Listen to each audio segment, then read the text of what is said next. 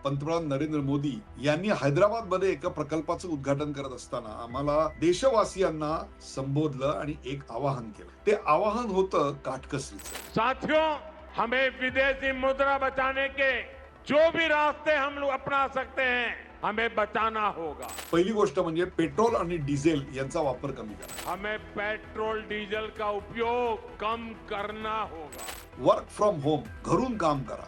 Work from home, online conferencing, virtual meeting, इनको हमें फिर से प्राथमिकता देनी है.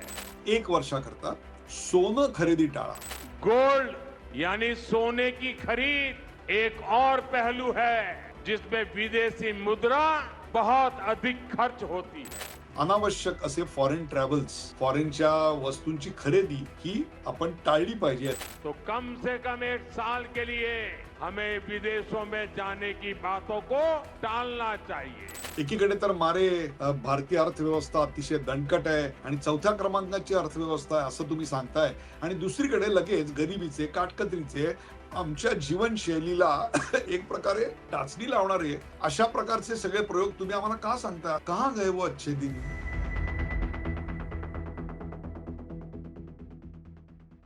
नमस्कार, द उदय निरगुडकर शो मध्ये आपल्या सगळ्यांचं स्वागत. 1925 सालचा चित्रपट आहे, मूकपट, चार्ली चॅप्लिन यांचा.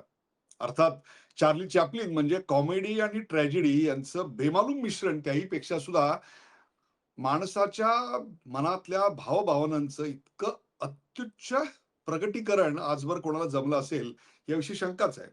ते जाऊ द्या. चार्ली चॅप्लिन यांच्याविषयी पुन्हा आपण कधीतरी बोलूया. खरं तर आज चार्ली चॅप्लिन यांची काही जयंती नाही आणि पुण्यतिथी नाही, पण त्यांचा हा चित्रपट आठवायचं कारण तसंच आहे. गोल्ड रश नावाचा चित्रपट आहे. या चित्रपटामध्ये त्याची पार्श्वभूमी आहे ती 1890 साली डोनर पार्टी यांनी अलास्कामध्ये ज्या प्रकारच्या सोन्याच्या शोधाकरता मोहीम हाती घेतलेली होती आणि ज्या अडचणींचा सामना करावा लागलेला होता. अगदी इतकी परिस्थिती आली की बुटातलं चामडं सुद्धा चिकन म्हणून चिकन समजून खावं लागलं. प्रचंड विषम असं हवामान, क्षणाक्षणाला बदलती परिस्थिती, चारी बाजूला असणारा बर्फ, सतत जीवन मृत्यूचा संघर्ष, गोठवणारी थंडी आणि जीव घेणी उपासमार. आणि हे सगळं कशासाठी? तर सोन्यासाठी. हा जो सोन्याचा हव्यास आहे, हा जो गोल्ड रश आहे ना, गेल्या 100-125 वर्षात कमी तर झालाच नाही, किंबहुना जास्त वाढलाय. हे सगळं आज आठवायचं कारण पंतप्रधान नरेंद्र मोदी यांनी हैदराबादमध्ये एका प्रकल्पाचं उद्घाटन करत असताना आम्हाला देशवासियांना संबोधलं आणि एक आवाहन केलं. ते आवाहन होतं काटकसरीचं. साथियों, हमें विदेशी मुद्रा बचाने के जो भी रास्ते हम लोग अपना सकते हैं, हमें बचाना होगा.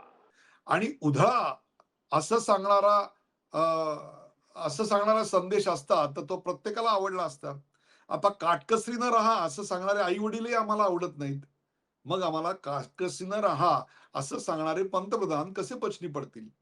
परंतु पंतप्रधान असं का म्हणाले? त्याची पार्श्वभूमी काय? आणि खरोखरच तेल आणि सोनं याच्यामुळे आपण दिवसेंदिवस गरीब होत चाललोय का? चला, या सगळ्या असंख्य प्रश्नांचा आजच्या या कार्यक्रमात वेध घेऊयात. Gold rush. पंतप्रधान नेमकं काय म्हणाले? त्यांनी 5 गोष्टी सांगितल्या. पहिली गोष्ट म्हणजे पेट्रोल आणि डिझेल यांचा वापर कमी करा.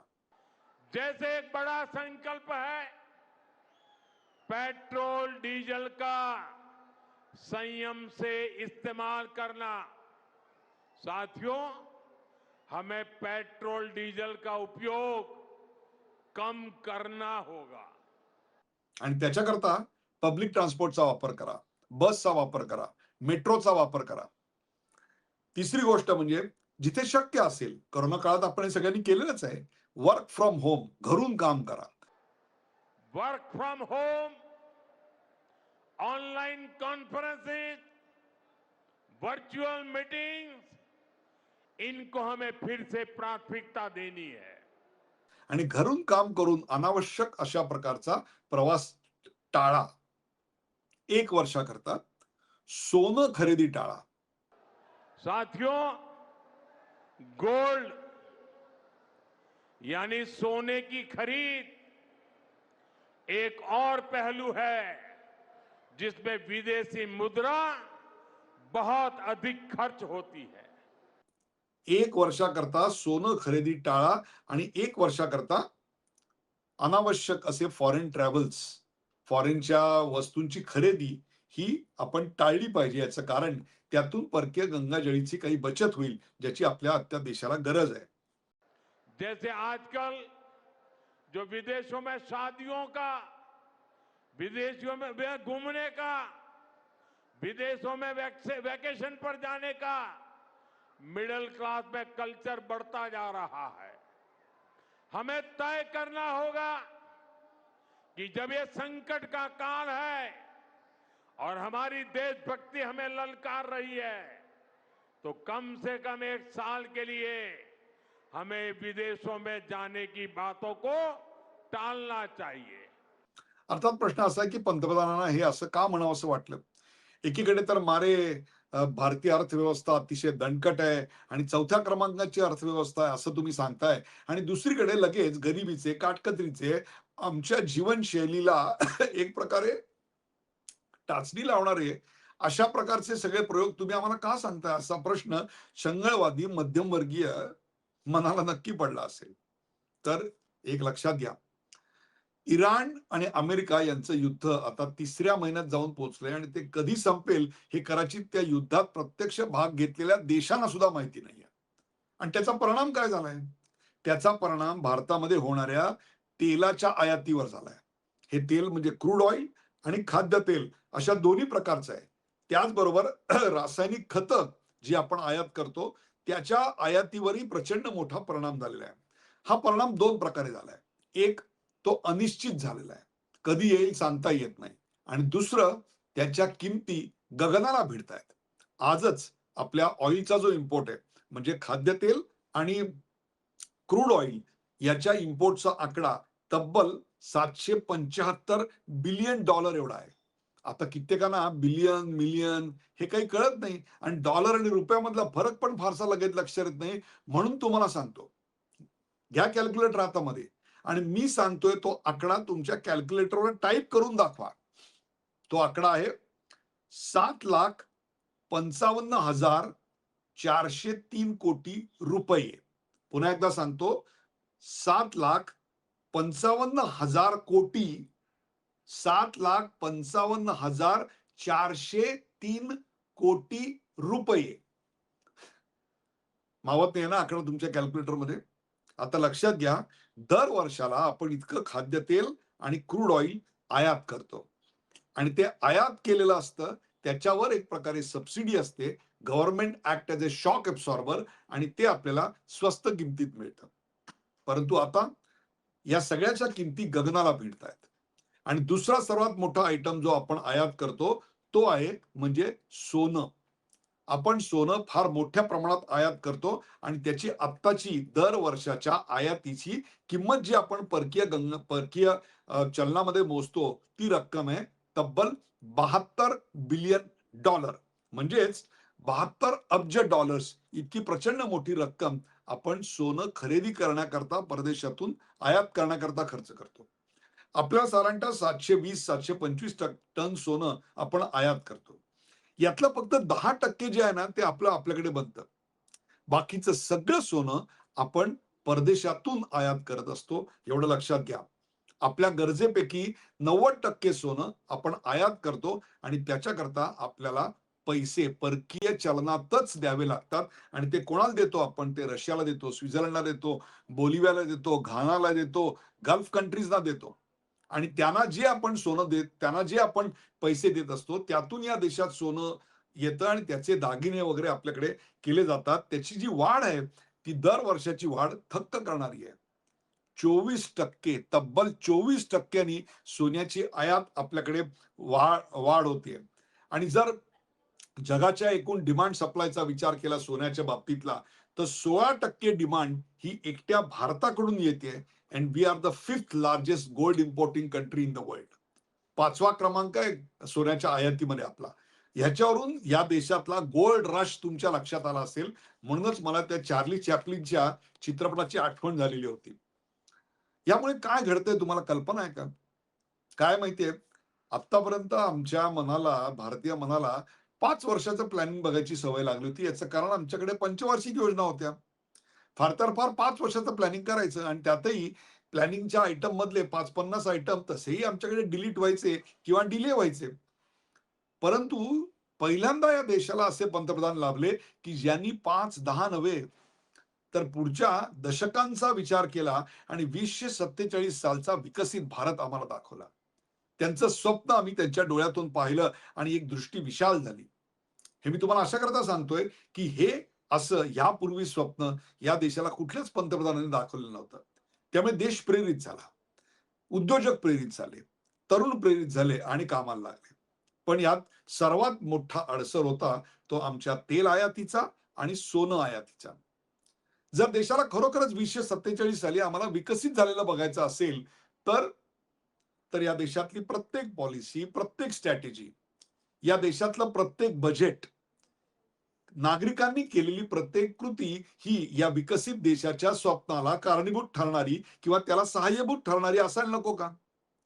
काही मुडघर फक्त सरकारची खातीच याच्या स्वप्नांचा पाठलाग करतील आणि आपण मात्र ते स्वप्न डिस्ट्रक्ट करण्याच्या दृष्टिकोनातून, विनाश करण्याच्या दृष्टिकोनातून काम करत राहिलो, तर हे अचीव्ह होणार आहे का? तर हे असं चालणार नाही. केवळ सरकारी पैशाच्या आधारावर आणि सरकारी गुंतवणुकीवर आम्ही आमची अर्थव्यवस्था मजबूत करू आणि 2047 साली विकसित होऊन दाखवू, असं होणार नाहीये. एक लक्षात घ्या, तुम्ही तुम्ही म्हणाल आणि ते सत्यही आहे, की आमची अर्थव्यवस्था 4थ्या क्रमांकाची आहे. पण 4थ्या क्रमांकाची असणारी अर्थव्यवस्था जेव्हा दरडोई उत्पन्नाचा विचार करतो, त्यावेळी आमचा आकडा जागतिक क्रमवारीत तब्बल 100 खाली घसरतो. आता हा जो खाली घसरलेला आकडा आहे, तो आकडा दरडोई उत्पन्न कमी असल्यामुळे याच्यामुळे आमची क्रयशक्ती ही कमी होत जाते.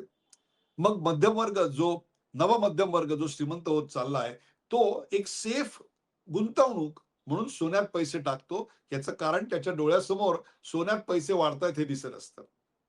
परंतु सोन्यातले वाढणारे पैसे म्हणजे किती मृगजळ आहे, याच्याविषयी नंतर एक वेगळा कार्यक्रम करीन. पण $4 ट्रिलियन 4.3 ट्रिलियन डॉलरची आपली इकॉनॉमी आणि 140 कोटी जनता, हे काही फार हेल्दी चित्र आहे असं समजायचं काही कारण नाहीये.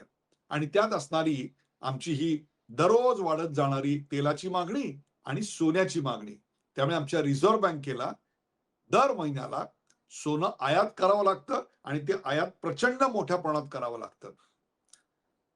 एक लक्षात घ्या तुम्ही, मी सोने खरेदीवर आक्षेप घेतोय याच्यातला भाग नाहीये. पर सोच समझ के खरेदी करो, हे जे ह्याच्या मागचं धोरण आहे ना, ते अंडरलाईन करायचा प्रयत्न करतोय. तुम्हाला आकडेवारी देतो, मग तुम्हाला कळेल मी काय नेमकं म्हणतोय ते.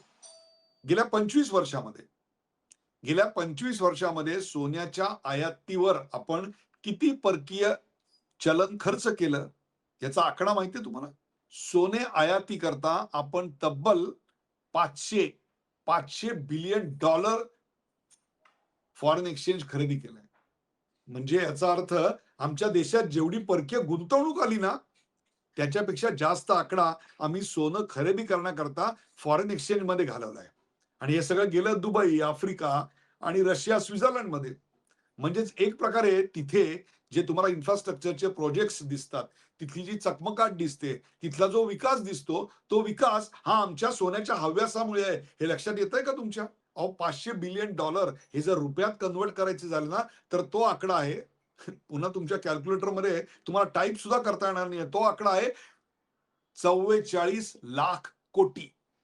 होय, 44 लाख कोटी. आणि इतके गेल्या 25 वर्षात आम्ही परदेशात पाठवले आणि तिथला विकास आणि तिथलं नंदनवन आम्हाला दिसतं आणि मग ते आमच्याकडे का नाही असे प्रश्न आम्ही विचारतो. बघा स्वित्झर्लंड कसं आहे, बघा दुबई कसं आहे, मग भारतात असं का नाही असा प्रश्न विचारतो आणि लगेच सोन्याची मागणी, सोन्याच्या दुकानात धावून आम्ही सोनं विकत घ्यायला जात असतो आणि ते सोनं आयात करण्याकरता आमच्या सेंट्रल बँकेला फॉरेन एक्सचेंज खर्च करावं लागतं आणि आम्ही अधिक आयात निर्यातीमध्ये घट बघत असतो.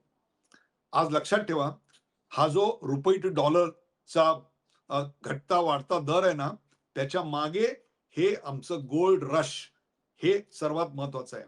त्यामुळे तुमच्या घरातील तुमच्या बँकेमधील लॉकरमध्ये जे सोनं आहे ना, ते सोनं एक प्रकारे या देशातल्या विकासाला, होय, या देशातल्या विकासाला कितपत पूरक आहे याचा विचार करायची आज वेळ आलेली आहे. आणि ती जाणीव पंतप्रधानांच्या या उद्गारामुळे मला असं वाटतं व्हायला हरकत नाही. याचं कारण या 44 लाख कोटी याच्यापैकी मी फार सांगत नाही तुम्हाला. अवघे 2 लाख कोटी फक्त. 2 लाख कोटी जरी मुंबईला आपण खर्च केले असते, तरी तुम्हाला मी आकडेवारी देतो. 14 मेट्रोचे मार्ग आता चालू आहेत.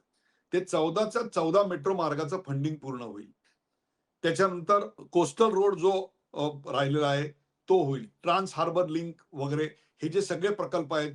आता जे जमिनी खालून रस्ते बांधायचं काम चालू आहे. प्रचंड मोठी भुयारातून पाणी वाहण्याची योजना आपल्याकडे सुरू आहे. हे सगळं फंड कशामुळे होईल? तर आपण फक्त 44 लाखातले 2 लाख कोटी खर्च केले त्याच्यावर. तर ते वाचवलेले पैसे जर इकडे आणू शकलो तर हा फायदा होईल. पण आम्ही सोनं खरेदी करणार, परदेशातल्या धनामध्ये वाढ करणार आणि पुन्हा विचारणार, "कहाँ गए वो अच्छे दिन?" आणि मग या देशविघातक शक्तींच्या प्रचाराला बळी पडणार. लक्षात ठेवा, परिस्थिती युद्धाची आहे. इराण आणि अमेरिका यांच्या युद्धाला 100हून अधिक दिवस आता होऊन गेलेत. ते युद्ध कधी संपणार याचा अंदाज कोणालाच नाहीये. आणि अशा वेळेला जेव्हा तेलाच्या किमती वाढतायत, खताच्या किमती वाढतायत. किती वाढतायत? ₹3000 ला मार्केटमध्ये आंतरराष्ट्रीय बाजारात मिळणारी खताचं पोतं आम्ही इकडे ₹300 ला शेतकऱ्यांना देतोय. याचं कारण त्या अन्नदात्याला त्याचं जे अर्थचक्र आहे, त्याचं जे अर्थगणित आहे, ते बिघडू नये म्हणून. पण मला मग सांगा, हे सगळं अनिश्चित काळाकरता आपण चालू शकू का? कुठला तरी देश हे चालवू शकेल का? म्हणून फक्त त्यात थोडी काटकसर करायची विनंती केली, तर विकसित भारताच्या आपल्या स्वप्नालाच हातभार लागणार आहे की नाही? बघा, ही जाणीव जर आपल्याला झाली, तर कदाचित विकसित भारताच्या स्वप्नामध्ये, आपल्याही त्या यज्ञामध्ये आपलेही 4 समिधा पडल्या असतील. गोल्ड रश याचा अर्थ एवढाच आहे, की आम्ही आमच्या शरीरावर आभूषणं तर घालत असतो, परंतु त्यामुळे परदेशातल्या इन्फ्रास्ट्रक्चर प्रोजेक्ट्सना आणि त्यातून पैसे मिळवून तेच आमच्या इथल्या कंपन्यात गुंतवायला ते पुन्हा येतात. म्हणजे ते पैसे गोल्डमधले त्यांच्याकडे जातात. ते पैसे तिकडे मिळवतात आणि त्यांचे जे foreign investment bond, foreign investment company आहेत, ते आमच्याकडे गुंतवतात आणि पुन्हा इथल्या धंद्यातनं पैसे तिकडे नेतात आणि आणखीन कंगाल होत असतो. हे चक्र कधीतरी आपल्याला कमी करायला हवं. विकसित भारतामध्ये हे असं विरोधाभासी चित्र आपल्याला चालणार नाही. याची जाणीव ज्यामुळे झाली, ते पंतप्रधानांचं हैदराबादमधलं भाषण. हा सगळा कार्यक्रम आपल्याला कसा वाटला? काहीसा कडू असा प्रकारचा हा डोस आहे. कारण खरेदी करा, चंगळ करा असं सांगणं खूप आवडतं. परंतु काटकसर करा असं सांगणं मात्र आपल्याकडे आवडत नाही. असो, हा कार्यक्रम आपल्याला कसा वाटला ते आम्हाला जरूर सांगा. लाईक करा, शेअर करा, सबस्क्राईब करा. पाहायला विसरू नका. The Uday Nigdukar show.